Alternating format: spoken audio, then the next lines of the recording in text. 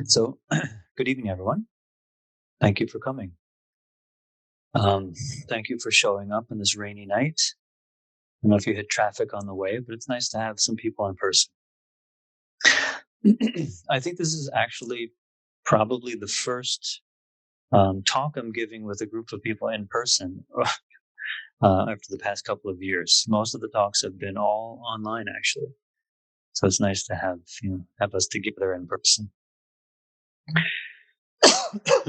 So the topic of this talk, as Julian mentioned, is Buddha heart, the wise way to take care of ourselves and others. In Buddhism, usually the word Buddha nature is used, or Buddha mind, right? Have you heard these terms? 佛心, it's a Buddha mind. We chose to use Buddha heart because although Buddhism talks about um, wisdom a lot, it also talks about compassion. We could say the basic principles of Buddhism are how to live a life of wisdom and compassion. So heart, I think, sounds a little closer to the meaning of compassion.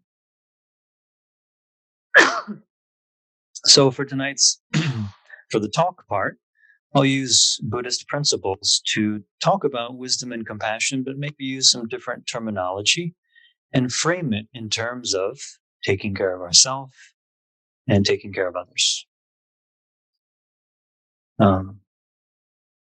In my field, it's a field of healthcare, I'm a mental health counselor.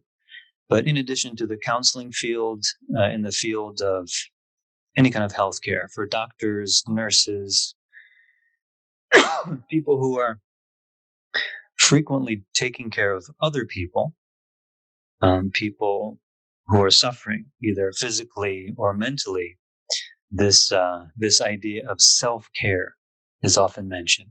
Do you hear that a lot? Self-care, emphasizing that as a person who's providing for others, it's important to care for ourselves. So I don't know you folks or, what your life or your professions are like, what you're doing. But I think self-care applies to everyone, not only people in this field, but in general, being able to care for ourselves as well as to care for the people close to us, people that we love, even strangers, how to care for people in our society. Maybe there are a lot of people around you, either near or far, that you're not sure how to take care of. So tonight, I just like to shed light on this topic from my own experience as well as from the Buddhist perspective.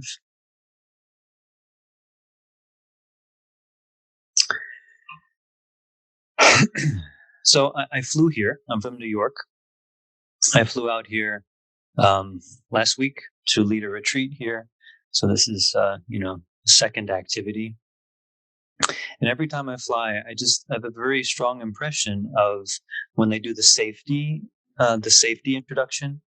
If the plane gets, I think if there's low oxygen, what happens? Those oxygen masks fall down, right? And they explain to you what to do when those things come down, right? And they'll usually say, well, what do they say? When they come down, there's one specific instruction. Put on yourself first and then help the others. And they often show like a mother or a father or a parent putting on theirs, and then they help the child. When I first saw that, I was like, well, why would the adult help themselves first? Shouldn't they help the child first? I mean, doesn't the child need it more? Isn't the child's life maybe, I don't know, they're so young. Shouldn't they save the child first? But with a little bit of thought, it's like, yeah, if the adult doesn't save themselves first, they may be trying to fiddle with the child's thing, the child's mask. They lose oxygen, the adult passes out, and the child also doesn't have oxygen. So maybe they both pass out. Not only pass out, mean, I don't know. Maybe you could die if there's not enough oxygen for long enough when that happens. So it's clear in that situation that you have to take care of yourself first before you can truly help someone else.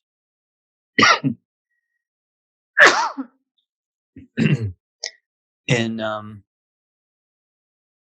Buddhism, especially Mahayana Buddhism, or within the Chinese Chan or Zen tradition, there's an aspiration that we often talk about, and it's called, to save sentient beings. That's the terminology. It just means to help all people or all living beings to be free or to be freer from suffering. It's like the aspiration to help others, to help others.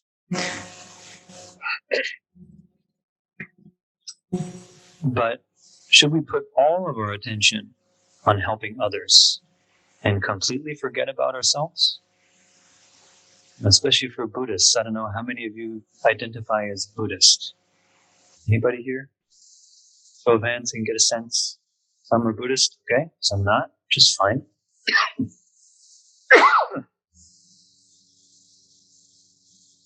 Do you hear that a lot? 度众生, do 众生, to save sentient beings from suffering.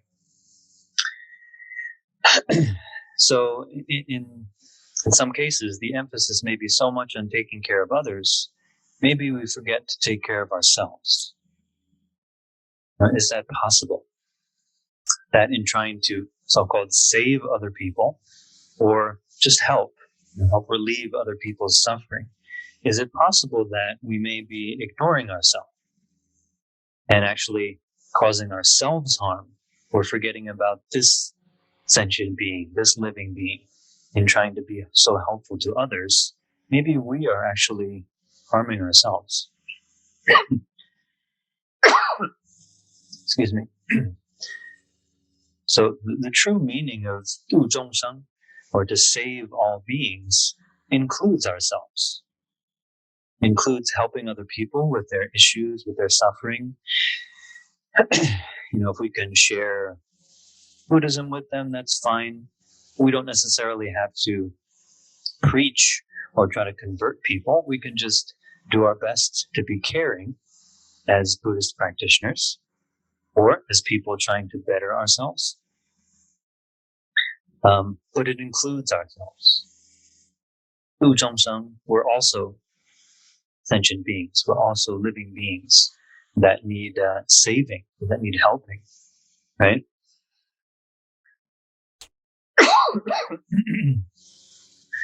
If we look at these terms that I mentioned, wisdom and compassion, we could say that wisdom refers to taking care of ourselves.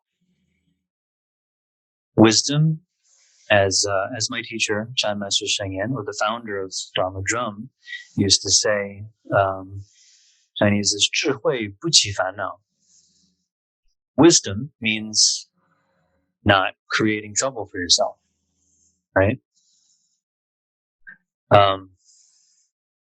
And compassion. Now, compassion, we could say, is taking care of others.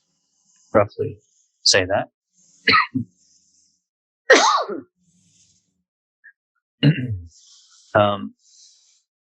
So wisdom, taking care of ourselves.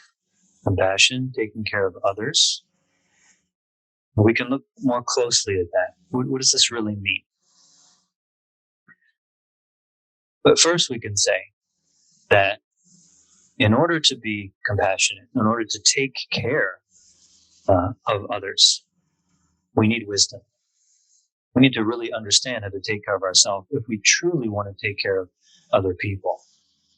So wisdom and compassion really have to go together. If compassion, with this term 慈悲, we could say 慈悲 refers to really responding to other people's needs in a way that reduces their suffering. Right? 慈悲 is different than just being nice. Right? Being nice is good. Being nice or being kind, loving kindness, helping people feel warm and safe, doing kind things, just helping others with things that are difficult, that's important too. But the meaning of compassion, more specifically, is to help people reduce or relieve them of their suffering, or relieve them of their fanna, or vexations. So how do we do that? How do we really know how to help people reduce their vexations, how to reduce their troubles? We need wisdom. What does wisdom really mean? Wisdom, we could say, is self-awareness, being fully aware of ourself. What is ourself? To know ourself means we know our body, or we're clear about our bodily condition. We're clear about how we feel, which includes bodily health or bodily condition, but how we feel includes our emotions, emotional state. Self-awareness includes being aware of our thoughts. What are we thinking? As well as our intentions. What are we thinking? And then what do we plan to do? What are we motivated by? And this is knowing ourselves. And wisdom is also knowing what we need to be truly happy, to be healthy and happy. I think this is the goal of Buddhism and the goal of many religions and many spiritual practices. It's about how to really be happy and healthy. But of course, the terms may be different. In Buddhism, the ultimate kind of happiness is a certain term for that. Nirvana, sometimes the word used for that, or enlightenment, right? These ideals of being free, completely free from suffering, and very skillful with how to live. It's about being happy, healthy, happy, and in true well-being. So in order to have well-being, we need to know what we need. We need to know what our problems are, our difficulties are, in order to resolve them. So that's wisdom.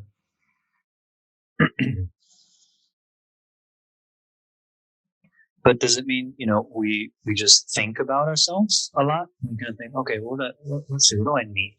Let me think about this. We write it down. We think some more. We need to reflect and think, but to truly have wisdom and to know ourselves, it's beyond just thinking about ourselves. Right? We could think all kinds of ideas about ourselves. Oh, I'm already happy. Well, I don't have any problems. Well, maybe I have some problems, but it's not too bad. We could think a lot about ourselves. We could have an idea about ourselves. But what's the reality of ourselves? What's our true condition? Are we healthy? Are we happy? Wisdom is being directly aware of our experience of ourself. Body, feelings, thoughts, intentions in this moment.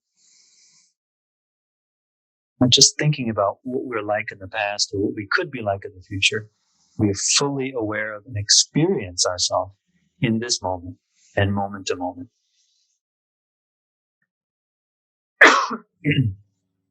This takes a kind of practice, it's training, and this is partly what meditation is for.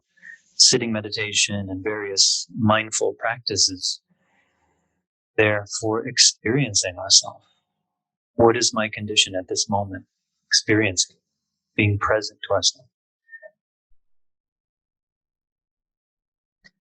On a deeper level, we can also say that wisdom is not only self-awareness. This may sound strange, but selfless awareness. Selfless awareness.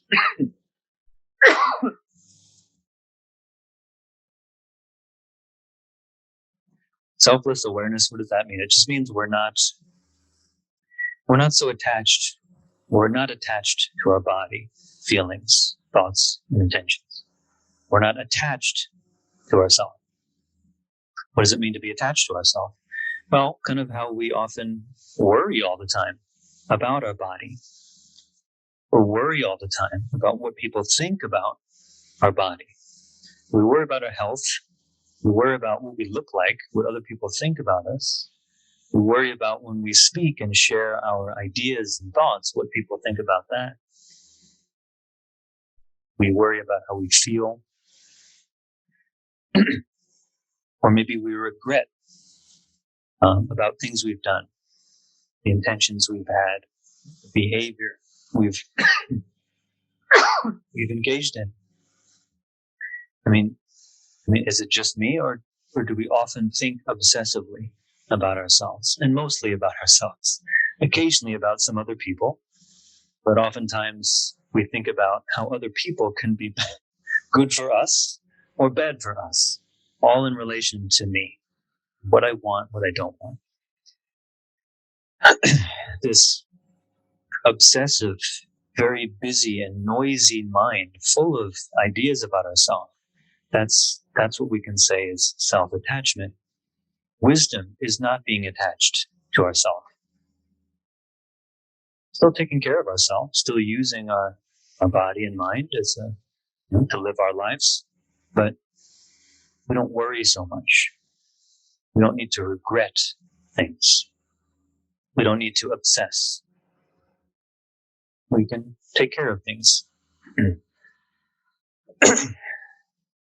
In Buddhism, this wisdom comes from the inside of ourself changing, of ourself always changing. Body changing, our feelings changing, our thoughts changing, our intentions changing, and all the changes of other people as well.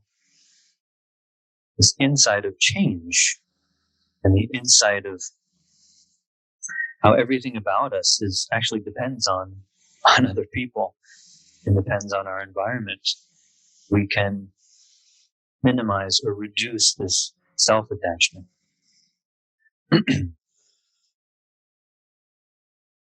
We could say wisdom is knowing ourselves, directly experiencing ourselves, and also experiencing our change of self, our dynamic life, and not being lost in self-centered thinking, worries, or regrets.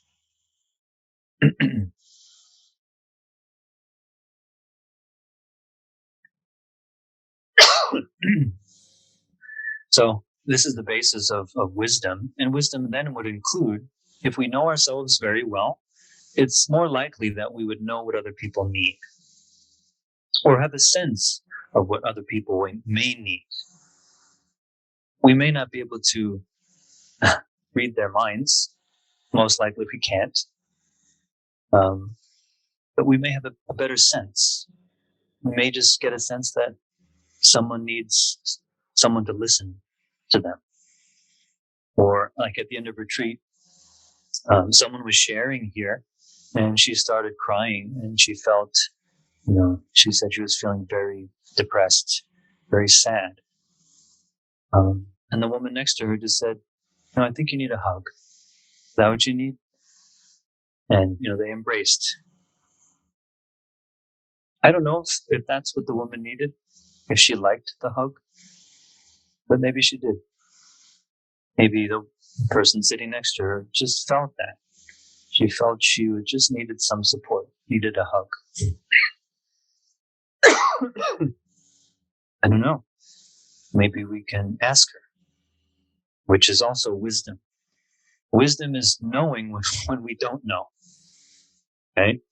Not assuming we know everything, but knowing when we don't know and asking. And being humble, we can ask, how are you feeling? You look upset. Do you need anything? Can I do anything for you? It's wisdom to to respect people's needs and to ask. So without wisdom, what is it like without wisdom? Can we truly be compassionate without really being clear about ourselves without asking someone. Trying to be compassionate, sometimes we can cause harm. We can actually make things worse. And the example of giving someone a hug can actually be a good one, because maybe they don't want a hug. Maybe that's the last thing they want. For some people, they may be feeling so sensitive and so hurt that they don't want anyone to touch them. They don't want a hug. They don't want anyone to be close to them. If we go hug them, that may cause them more distress. The place where I work, one place that I work is a clinic for people suffering from, severe mental illness or just severe suffering. And we have a rule that people shouldn't touch each other, because in the past, someone touched or tried to embrace somebody else, and that person was so upset that they violently lashed out. Right? That's an extreme situation, but I think it illustrates that we don't always know what someone needs. If we just blindly try and help, we can cause more suffering. So some examples I thought of, I'll share, and maybe you can relate.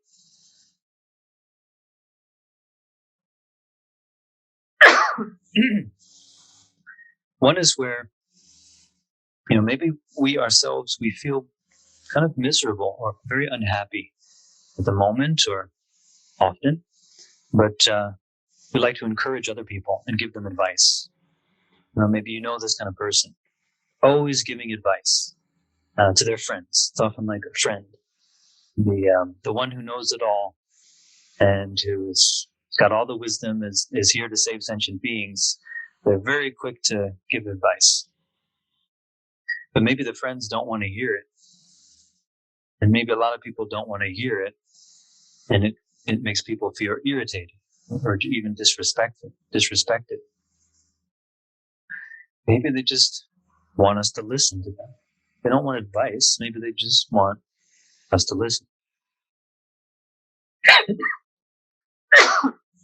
So we can reflect on that. Are we that friend sometimes? Quick to give advice, but not really sure what someone needs. And even suffering a lot ourselves. Another kind of situation is where maybe this is what parents do sometimes. Maybe parents often assume they know what the child needs, whether it's a young child or an adult child of theirs. Maybe the parents assume and just kind of give orders. You should do this, you should do that. You should do this with your life and you'll be fine, just like us. Maybe the parents are unaware of the child's needs and they didn't even take the time to ask because they have an assumption. They believe they know what's best because they're parents. Can you folks relate to that one? I see very enthusiastically nodding heads there. Yeah.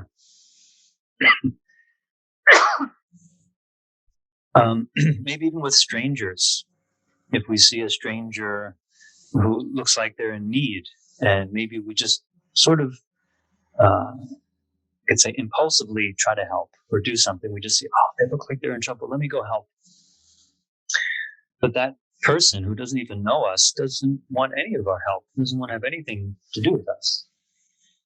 My friend said she saw a person on the street who looked like they were homeless and in need of money. So as she walked by, she held out a $20 bill. And she was expecting like the person to say, "Oh, thank you so much. You're so kind." The person said, "I don't want your money." And she was shocked. She was like, "You don't want my money?" Couldn't believe that this person sleeping on the street didn't want her help, didn't want her money. Maybe we've done that in the past. It's another kind of assumption. Maybe there's also situations of activism. If any of you folks are engaged in any kind of social justice or environmental causes, something that you want to do for society to help things be better.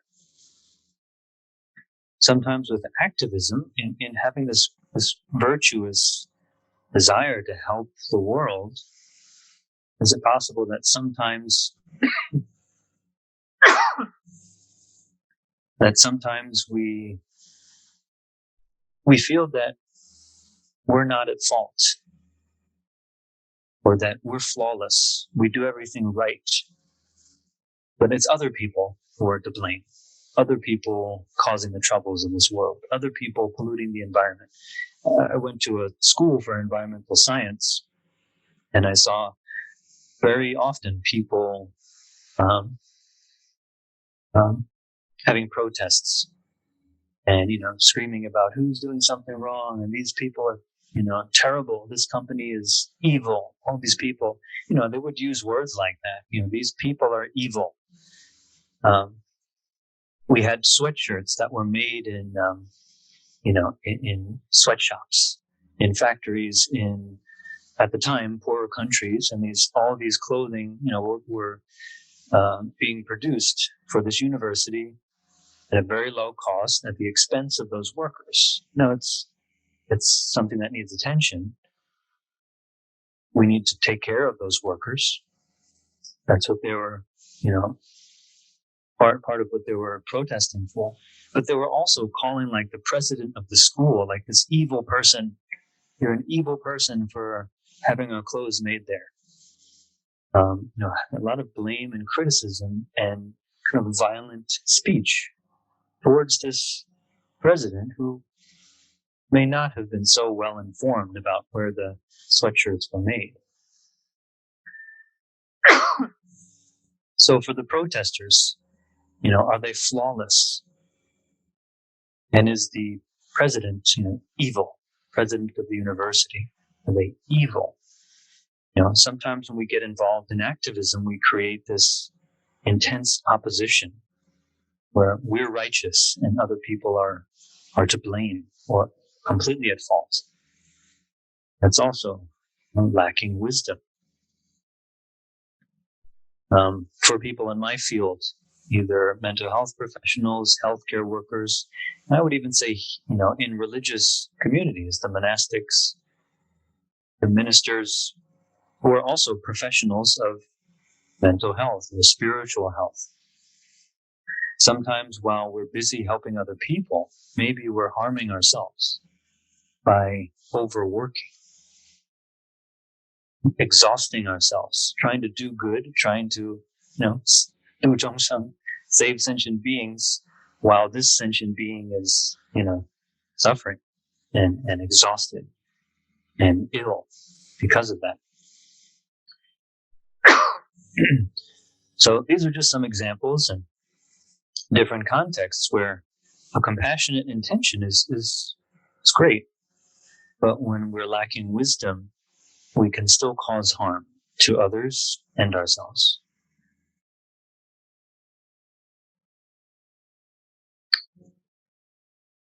Wow. Time is almost up. I have 40 minutes, right? Okay. We started a few minutes later, so I think I have, 5 minutes or so? Like 10 minutes? Oh, I have 10 minutes. Okay.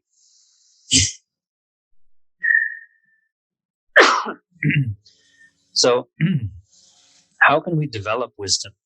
This is the next part. If we need wisdom to truly be compassionate, how can we develop it?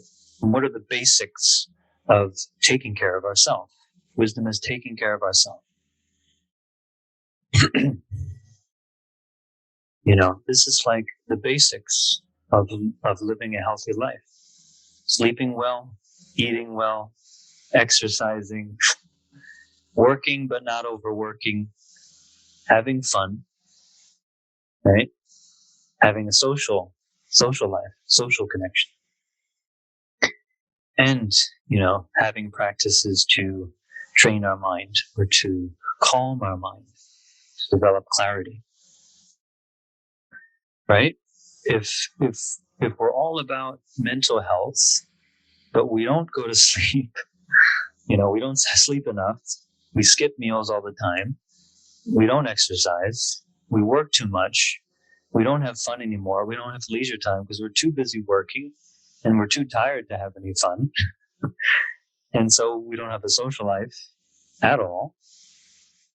What's the state of our mind going to be, right? How could we ignore all of those things and just say, I'll just meditate.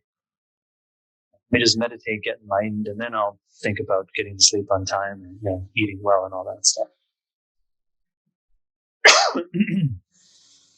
How can we have mental health and the calmness and clarity to know ourselves if our basics are not taken care of?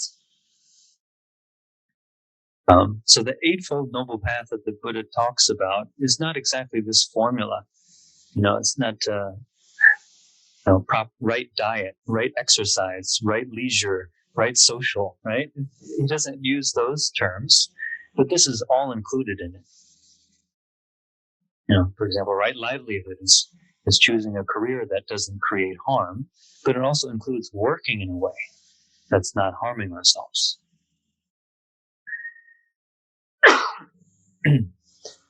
There's also a Chan master or a Buddhist master in the Tiantai tradition. I think it was Zhizhe Dashi who wrote something, Master Zhizhe, who wrote something that outlined the basics of this practice of well-being in terms of Buddhism. I think it was the Xiao Zhi Guan, the small calming and contemplation treatise, which is a letter, I believe, and it includes sleep, diet, not exactly exercise, but yes, keeping the body healthy, right, and so on. These are basics that we need to have a foundation for knowing ourselves, right? So I won't talk too much about this, but this can't be ignored, right? When we have all these things in balance, or when we're working on balancing them, when we feel good because we're well rested, when we feel energetic because we have a diet that supports the energy we need, when we exercise and make our bodies stronger, we can work better, we can have more enjoyable leisure, we have the energy and interest for social life, and we have the foundation of feeling calmer and more stable within ourselves. Because in the process of taking care of our body, we're also developing a mental discipline, and we're developing this self-care, this self-compassion when we do this, right? We're learning to let go of all the habits and things that cause us harm, and we're focusing on things that bring about well-being. So taking care of our rest, diet, and exercise is also taking care of our mind, our mental health, well-being.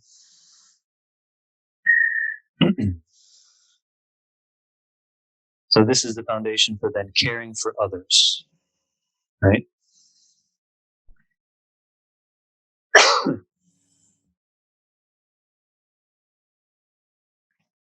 But this next part about caring for others, I thought I'd just use one kind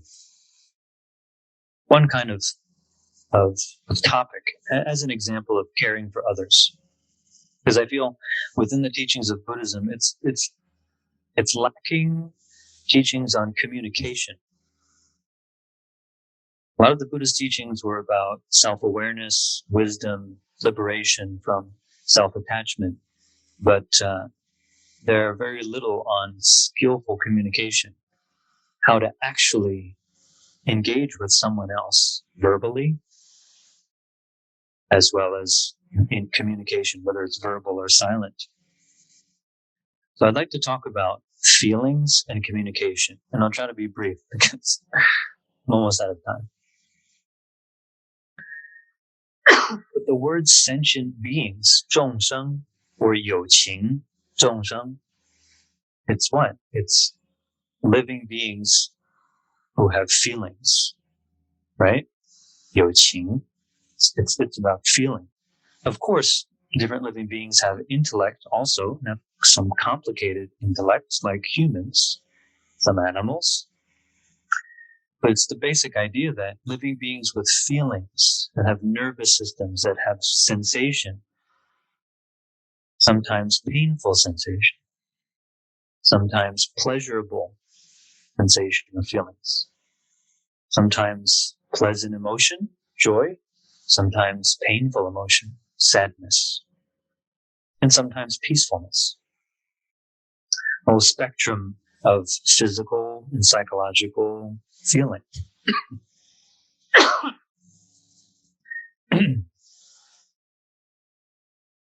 Isn't it all about dealing with feelings when it comes to the end?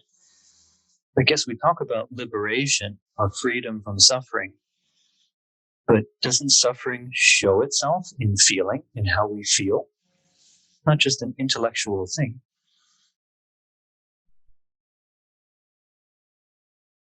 So Buddhism doesn't say feelings are the most important thing, but sentient beings want to feel good, right? We want to feel good. We want to feel free. When we engage with people, are we concerned with other people's feelings? Or are we able to communicate our feelings? I used to think that Buddhism was all about, like, who cares about feelings? It's just about liberation. It's about not having any, 杂念. It's about not having any wandering thoughts, or a mind that's clear and silent. Okay, that's part of it. But what comes along with that is the feeling or the experience of pain, joy, freedom.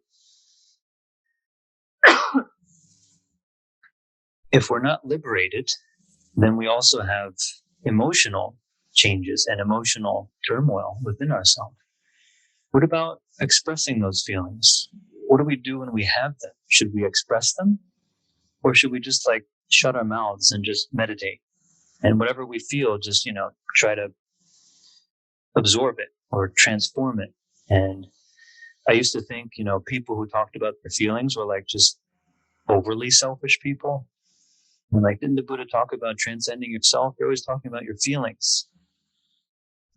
It's true. If we're always thinking about me and my feelings and I feel this way and we don't care about other people, that's a problem. But sometimes as Buddhists, we may be trying to suppress feelings. And I've noticed in my counseling work and mentoring work and in myself, we're not well trained in expressing feeling. Not everyone. Maybe some people are good at it. But we're not trained in expressing feeling, and Buddhism doesn't really train us either. It trains us how to be aware of it. But what about when we need to communicate?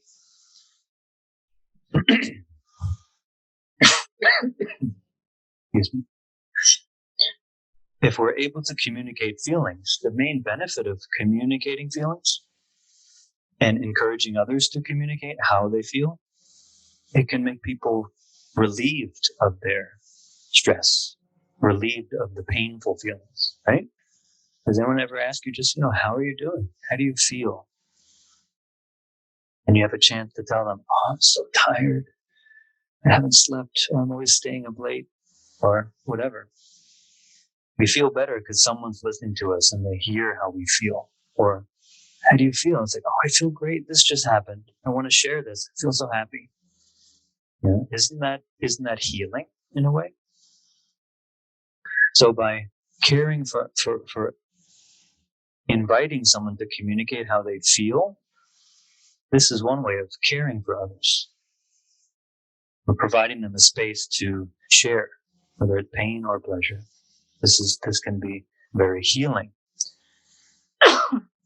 We don't necessarily have to be very skilled at it or have all these, techniques. Sometimes just saying, hey, how do you feel? How do you feel about that? can be enough. And then just listening. For us, sometimes expressing our feelings can protect ourselves. We can avoid harm. In addition to being able to express and feel some relief and release, expressing our feelings can protect ourselves from getting into situations that create more pain or create more harm. And I'll just give a brief example. I have a client today who was sharing that all of her friends go to her to dump their problems on her. She's the one friend who's a really good listener. I don't know if any of you feel you're that person, but you're a good listener. She's a good listener. She's patient, and she just listens. Everyone would just find her and dump on her and then disappear. Like, oh, I feel great. Thanks. I'm busy. I got to go. So, talk to you next week. And they'd go find her again when they felt terrible, and they just dump again and disappear. It's kind of funny, but it's also kind of sad because they're not being friends for her. They're just getting relief. And she had the patience to kind of take it. But she realized at one point that she started to feel unhealthy.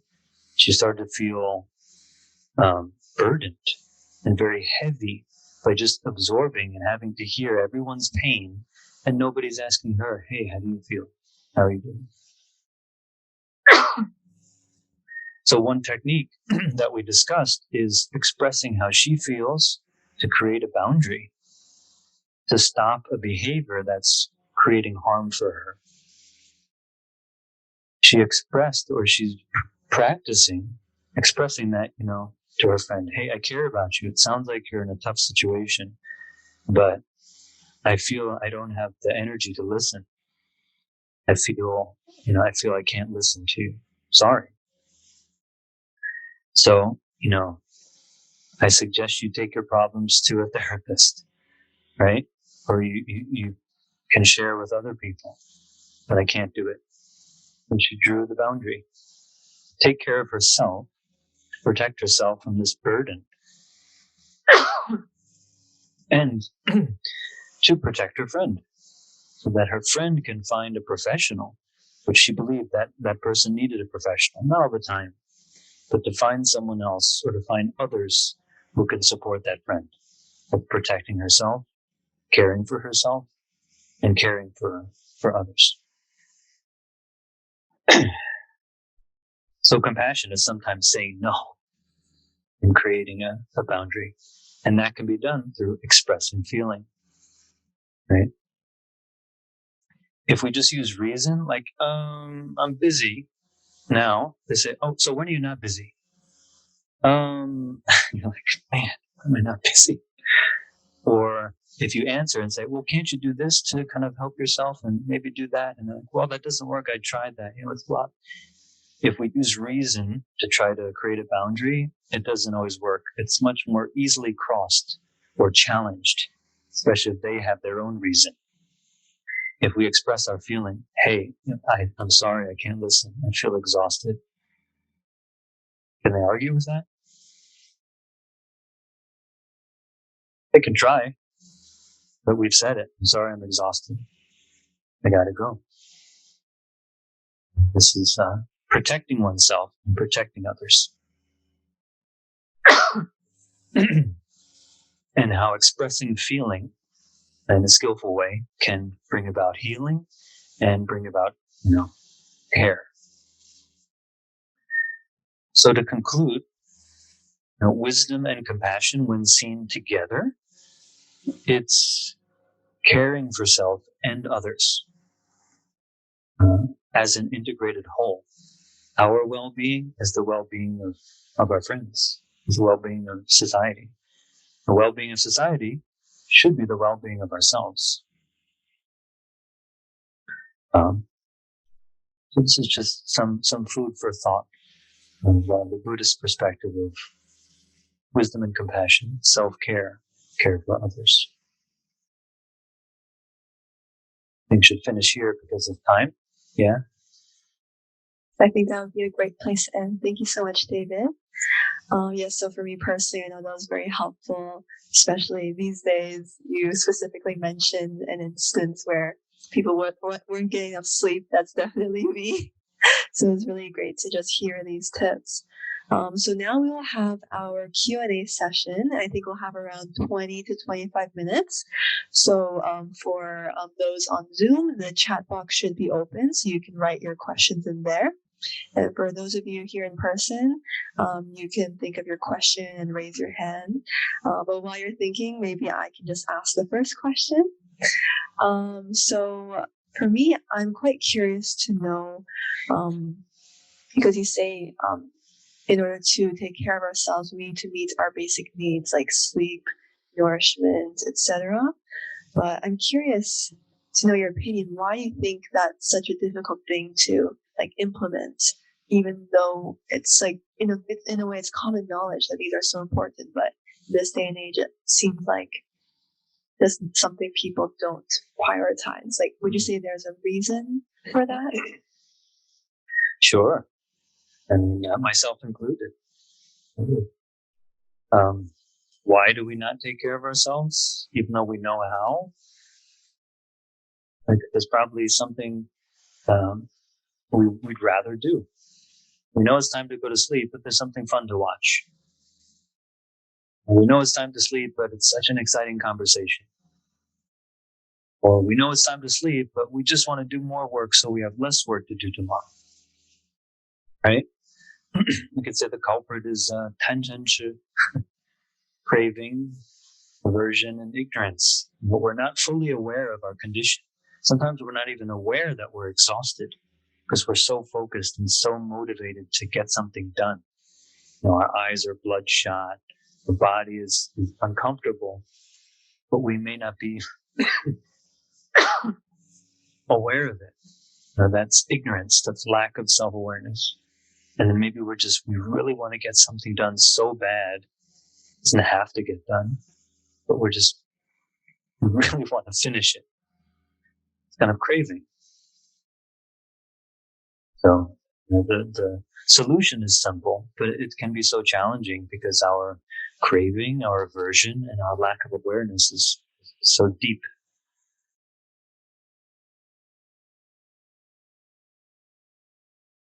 It's true. I guess that's something to really look inwards to like understand ourselves better. Mm-hmm. Great, thank you. So yeah, maybe I can open the floor, and maybe David, would you like to like see who has questions both online and in person? Yeah, anybody here have questions? Hi, David. I have a question. My name is Q. Yeah. So I studied music therapy. So I know something about the therapy field. Yeah. And then some of that background knowledge. Sometimes when I practice mindfulness, so I, for example, focus my attention to one thing, like breathing or chanting the Buddha's name. And I feel like when I have a feeling, for example, when I feel sad or depressed or angry, and I try to focus my attention to that one thing, that one practice, I wonder if I'm oppressing my feeling in a way. And sometimes I feel like I am oppressing. How do you deal with that dynamic? Right. The question is meditating actually trying to avoid or suppress what we're feeling for the sake of concentration on something? Yes. Trying to be mindful of breathing so I can get rid of these other feelings. I feel like if I'm trying to be mindful of my breathing, I will ignore my feeling. Mm-hmm. Okay. That's a good question. Yeah. I think the most important thing when we use these methods of mindfulness meditation is that we have the right attitude. Meaning, yes, we use, for example, breathing as a way to be mindful or as a way to develop self-awareness. You know, being mindful of one thing like the breathing can calm us down. Otherwise, we're so distracted often we don't even have a sense of ourselves. So we can calm down by just focusing on one thing. But it's important to know we're not trying to avoid other feelings, or we're not trying to resist or suppress anything. But mindfulness of breathing can eventually help us to be mindful of the reactions we have as we're being mindful of breathing. Right? So the more we are aware of our breath, the more we'll notice when our mind will, for example, start thinking about something or daydreaming, and we'll be aware of the emotional state that gets stirred by that. Right? So this method of breathing is to help us be aware of the process. You could say the process of suffering first. How are we suffering? What are we doing? What are we thinking? Or what is the state of our body and mind that's creating suffering? The breath is like the tool to develop that. It's not to avoid these things, right? You have a follow-up? So when I focus on this one practice, this one method, I'm still being aware and being attentive to my feelings. So is that focusing on multiple things at the same time? So in the beginning, we need to just focus on the breath, and when we get distracted, we come back to that, right? Yep. But when we get distracted, we notice it, and we notice what was happening. Yes. That's already kind of getting in touch with how we feel and what we're thinking, right? Right. Right. But to go deeper, we eventually need to, let go of the breath to be fully open to everything else. So the breath in this concentration approach is usually the beginning to really calm down. Buddhist meditation methods that develop deeper self-awareness, deeper wisdom, require us to let go of this fixed object and to be open to everything. Open to feeling. So I was just haven't passed the first step yet. Once I pass that, once I can bring my attention to that one thing, then I can open up and be attentive. Yeah, that's usually a good approach. Calming down first and then opening up. Thank you. Welcome. Okay, I'm going to take a question from the chat group.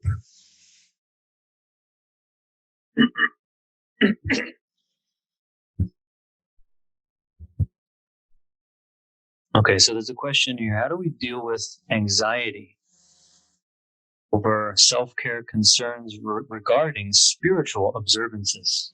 So, for example, you can't see that, can you? For example, feelings of guilt and shame and not upholding precepts, or, being a bad Buddhist, in quotes, by not practicing enough, not meditating, chanting, etc.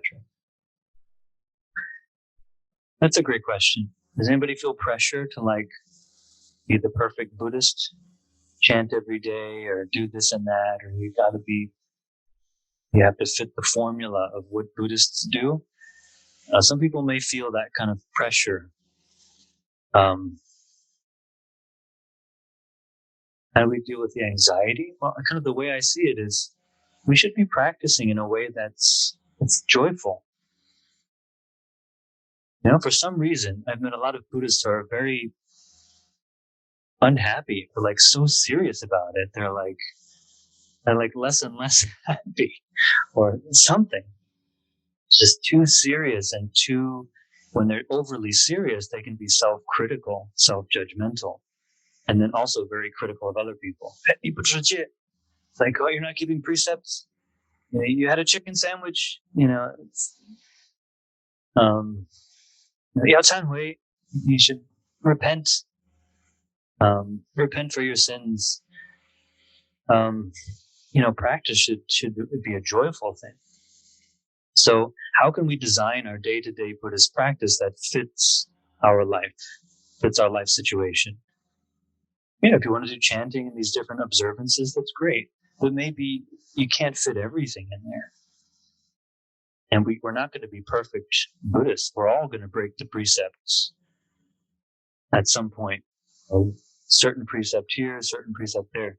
There's a saying that precepts are made to be broken. Oh, what's the saying? Having precepts to break is a bodhisattva. Is that the saying? 有戒可犯, 名菩萨, something like that. It just means that we're not going to be perfect, but we have this structure of precepts and ethical way of living to help us reduce suffering. When we break them, when we make mistakes, we try to reform. We try to not make mistakes again. That's the so-called bodhisattva. It's a person directed towards enlightenment or directed towards freedom from suffering. So kind of just, design a practice that's good for yourself, and don't be too hard on yourself. Practice should be a joyful thing. Hopefully that was helpful to the person who texted that. Okay, another question from folks here. Do we have time? Okay.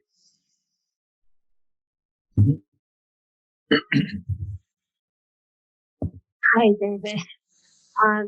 My name is Gina, and my question is, I kind of feel inspired when you talk about like when Julian asked the question that why we don't know, like why we know the common knowledge that to eat well, sleep well, but why we don't do it, and you said because of our cravings, and that really inspired me because I feel I got so much cravings, and also I kind of stuck on the mindset that I think most of the time people kind of admire, like they have. So they were saying that you need to put other people's need in front of yourself, and that kind of people get respect, or like, oh, they're gonna say, oh, you're doing such great things, and oh, thank you for doing this. So you're not only focused on yourself, and you're doing this for everybody. And so now I feel like in my situation, I'm too, like, I overcommitted myself. Like, not only for my daily work, and I do volunteer job, and I even volunteer as a strata council. Like, cause in the beginning, I'm not trying to win people's respect, but I'm kind of there because people said there's nobody there. So okay, then I can do it. And later on, I feel like my task just got piled up. And I kind of in the situation, I want to let go some of them, but I feel I'm stuck. And I'm kind of afraid to let people down. So I really want to know, like, how can I overcome that situation? Yeah. It sounds like you're doing a lot. You're putting other people's needs before your own wants, right? That it's a lot. It sounds like it's overwhelming. You don't want to let people down. Yeah. I think that's also another common thing. We don't feel comfortable saying no. Maybe we don't want to see people's reaction to that.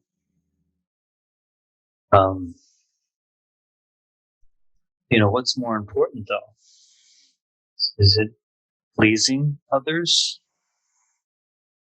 Is it we just want to please them at the expense of our health, right? Because it's kind of like your health will eventually decline. It sounds like it's getting to a point where it's not able to sleep as much as you need. It's not only putting others' needs before our wants, it's putting others' needs before our health. That's a bit different. It's different than that idea of putting others before ourselves, right? If putting others before ourselves meant that, well, why don't we just sacrifice our life? And what can we do to help people if we become ill because of it, or we die because of putting others before us?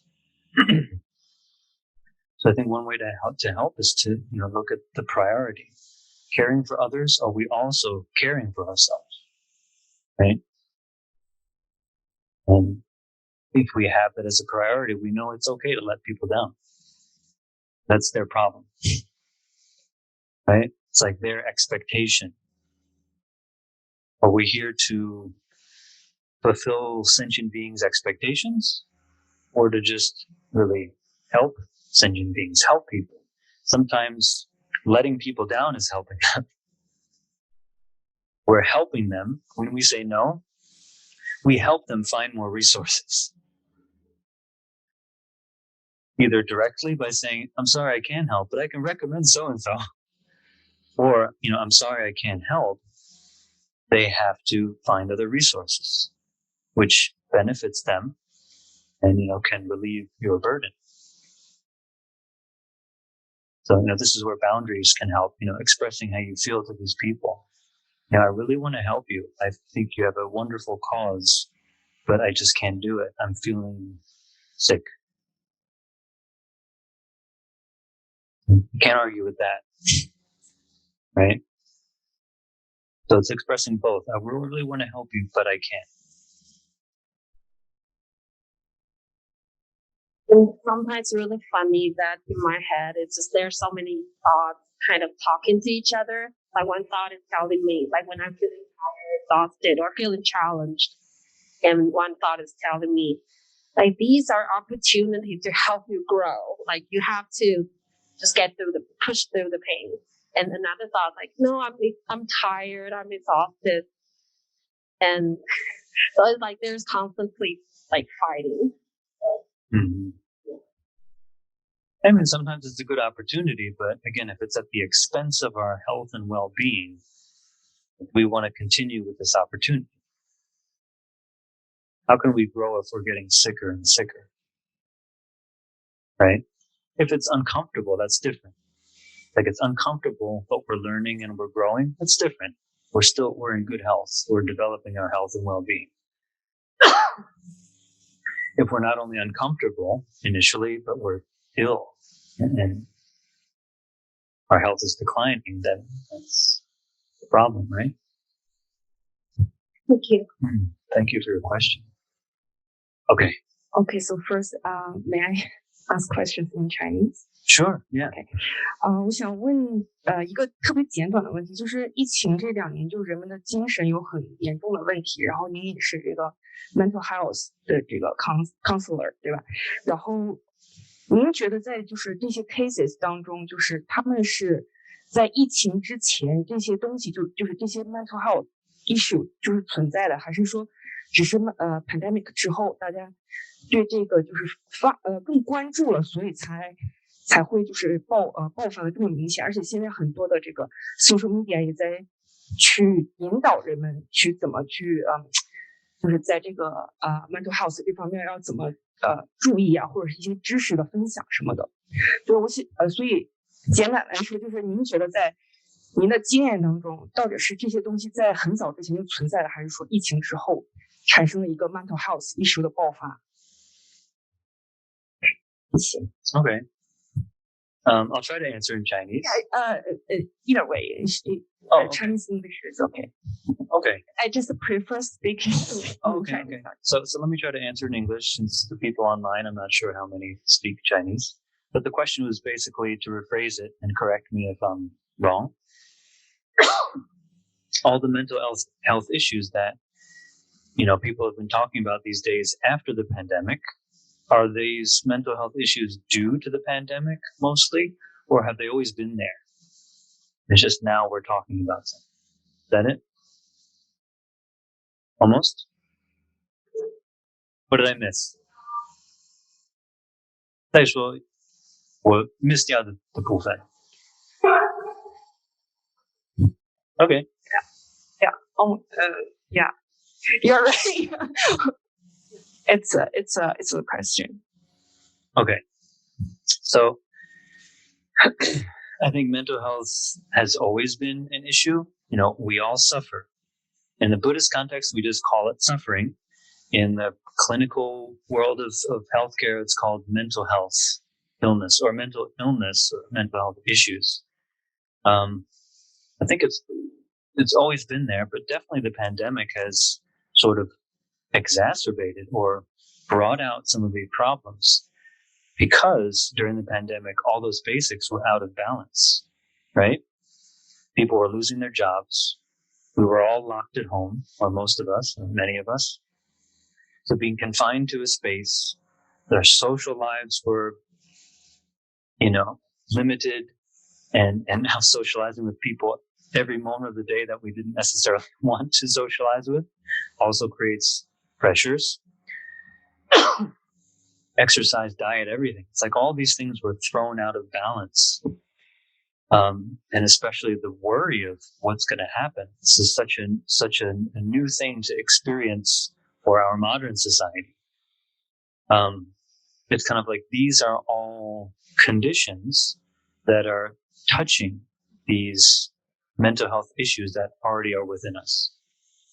It's kind of like the perfect storm for mental illness when our livelihood is questioned and when our whole social setting is flipped upside down. So it's like in the Buddhist teachings, the seeds of suffering are already present.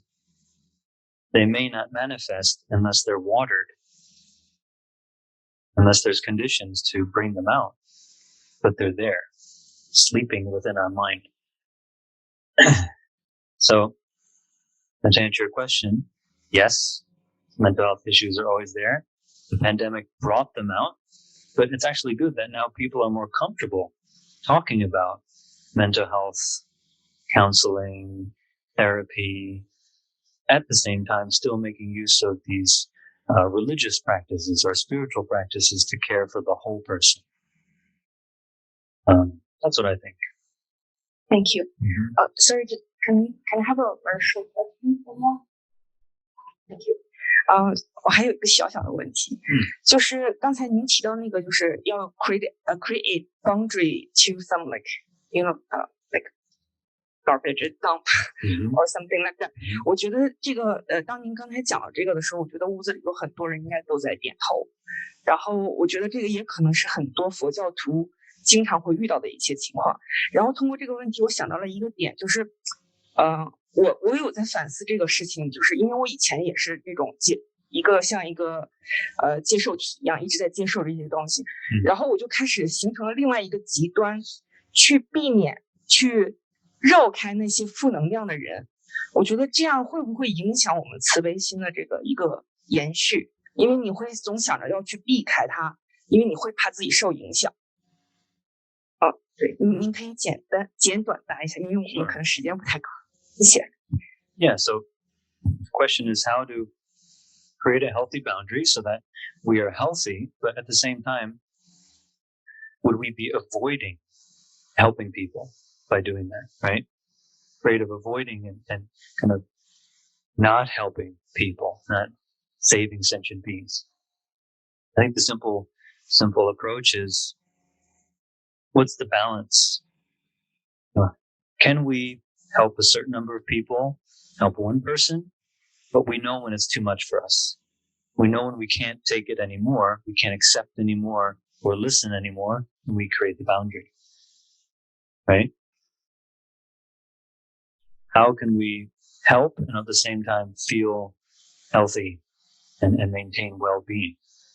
We don't have to necessarily have an aversion to people or avoid people or, in fear, but we just confidently say no.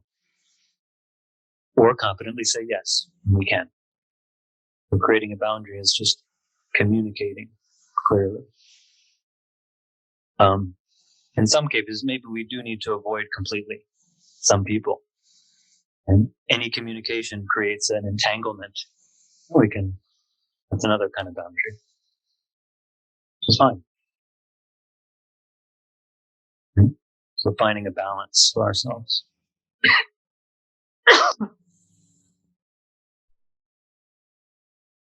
Great question.